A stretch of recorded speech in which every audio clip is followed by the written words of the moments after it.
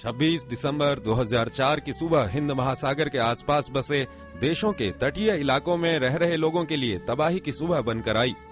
Indonesia में Sumatra तट के पास आए भूकंप के बाद उठी घातक सुनामी की ऊंची ऊंची लहरें जब 800 किलोमीटर प्रति घंटे की तेज रफ्तार से तटीय क्षेत्रों में घुसी तो लोगों को संभलने का मौका तक नहीं मिला।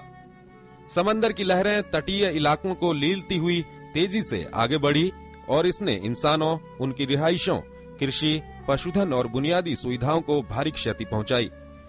भारत, इंडोनेशिया, श्रीलंका, मालदीव और थाईलैंड समेत हिंद महासागर तट पर स्थित 14 देश इससे प्रभावित हुए।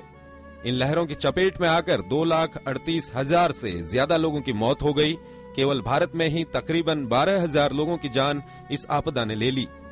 भारत में अंडमान निकोबार, तमिलनाडु, केरल, पुदुचेरी और आंध्र प्रदेश के तटीय इलाके इस भीषण तबाही की चपेट में आ गए। इन इलाकों में रहने वाली लाखों की आबादी प्रभावित हुई और करीब 2.5 लाख घरों को नुकसान पहुंचा। खेतीबाड़ी और बड़े पैमाने पर लोगों का रोजगार भी इससे प्रभावित हुआ। राहत और पुनर्वास के अलावा सरकार और तमाम एजेंसियों के लिए भविष्य में ऐसी आपदाओं से बचने के लिए तैयारी करना भी प्राथमिकता बन गई। 2004 की सुनामी से सबक सीखते हुए अंतर्राष्ट्रीय स्तर पर सुनामी की चेतावनी देने वाले कई केंद्र बने। भारत में सुनामी की चेतावनी जारी करने के लिए Indian ocean tsunami warning mitigation system विकसित हुआ, जो कि आज हिंद महासागर में समुद्री गतिविधियों की निगरानी का प्रमुख स्रोत है।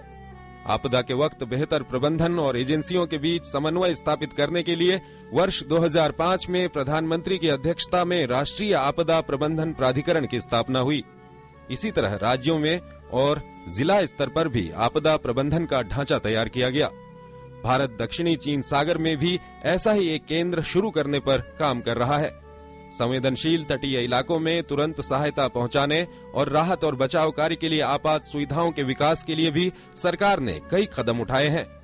भारत, ऑस्ट्रेलिया, इंडोनेशिया समेत 18 देश इस बात पर सहमत हुए हैं कि वो आपस में सुनामी जैसी किसी भी आपदा की भविष्यवाणी संबंधी सूचना एक दूसरे के साथ साझा करेंगे।